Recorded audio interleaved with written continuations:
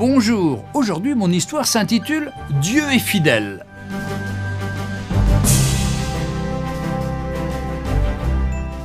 Le professeur John Ariston est un cancérologue de renommée internationale. Il a effectué de nombreux travaux sur cette terrible maladie. Ce travail acharné est aujourd'hui récompensé. Il est sur le point de se rendre à une importante conférence dans une ville d'Europe, afin d'y recevoir le prix le plus prestigieux au monde. Le jour de la conférence, le professeur s'impatiente à l'idée d'embarquer sur le vol de sa compagnie préférée. L'avion décolle. Cependant, une suite d'événements va renverser ses plans. À peine 2 heures après le décollage, l'avion commence à avoir des problèmes techniques et atterrit d'urgence à un aéroport. Très inquiet à l'idée d'arriver en retard à la conférence, il se renseigne immédiatement auprès de l'agence de voyage. Qu'apprend-il ? 10 heures d'attente sont prévues afin d'espérer d'embarquer sur le prochain vol pour sa destination. Il décide alors de louer une voiture pour s'y rendre. Dans 4 heures, il sera arrivé à destination. Il conduit. Quelques minutes plus tard, le temps change. Brusquement, une tempête fait rage. Il pleut tellement qu'il devient difficile de voir distinctement. Distrait, le professeur loupe la sortie. La route est déserte, les conditions météorologiques se dégradent. Il a faim, il est fatigué. Il se met alors en quête d'un endroit où il pourrait s'arrêter, manger et se reposer. Il aperçoit une petite maison. Il frappe à la porte. Une belle jeune femme vient lui ouvrir. Dès lors, il lui explique sa situation et lui demande s'il pourrait utiliser son téléphone. Cette dernière n'a pas de téléphone. Elle lui propose d'entrer et d'attendre que la météo s'améliore avant de reprendre la route. À bout de fatigue, l'homme accepte immédiatement. La jeune femme lui offre à boire et à manger et lui propose de se joindre à elle pour prier.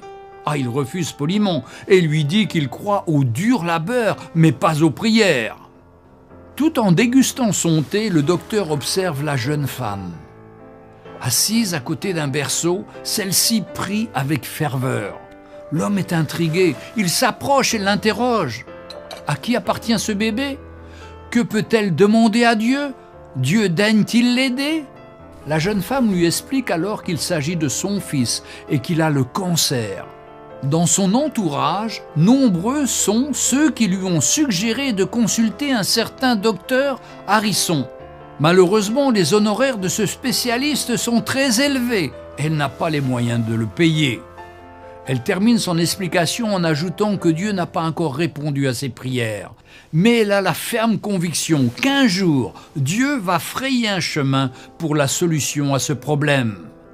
Par conséquent, elle refuse de laisser la peur prendre le dessus sur sa foi.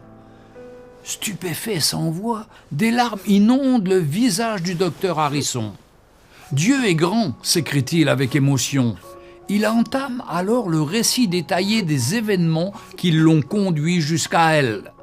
Toutes ces choses sont arrivées pour que Dieu réponde à la prière de l'un de ses enfants.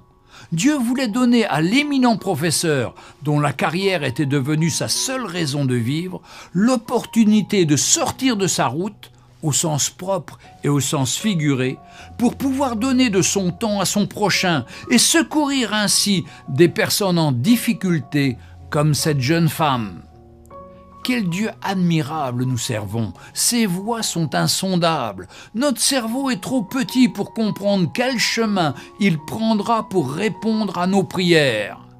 Je suis sûr que cette jeune femme n'a pas imaginé un seul instant que le docteur Ariston se trouverait un jour chez elle pour manger et se reposer.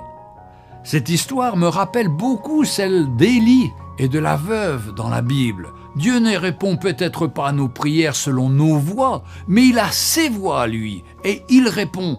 Si nous comparons nos vies à un théâtre, nous pourrions voir combien derrière le décor, tel un metteur en scène, Dieu notre Créateur fait bouger les choses, les êtres humains, le temps, les circonstances, et ce, afin que toute chose concourt pour notre bien.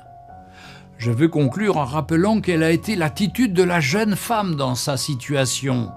Elle a dit au docteur Harrison que Dieu n'avait pas encore répondu à ses prières, mais qu'elle avait la ferme conviction qu'il allait trouver un chemin pour lui répondre et qu'elle ne laisserait jamais la peur prendre le dessus sur sa foi. Quelle belle attitude lorsqu'on est dans l'attente de Dieu. Son budget était restreint, mais elle n'a pas hésité à donner à manger et à boire à cet homme. À la fin, Dieu a orchestré une connexion divine. Il a été fait à cette femme selon sa foi. Puisse Dieu nous aide à développer une telle attitude en toutes circonstances. Ne nous arrêtons jamais de faire confiance à Dieu. Ne nous arrêtons jamais de croire au-delà de toute espérance, même quand tout autour de nous nous pousse à abandonner. Gardons la foi. Tout est une question de foi dans le Seigneur Jésus. Lui, il nous entend et il répond à notre prière. Que le Seigneur vous bénisse.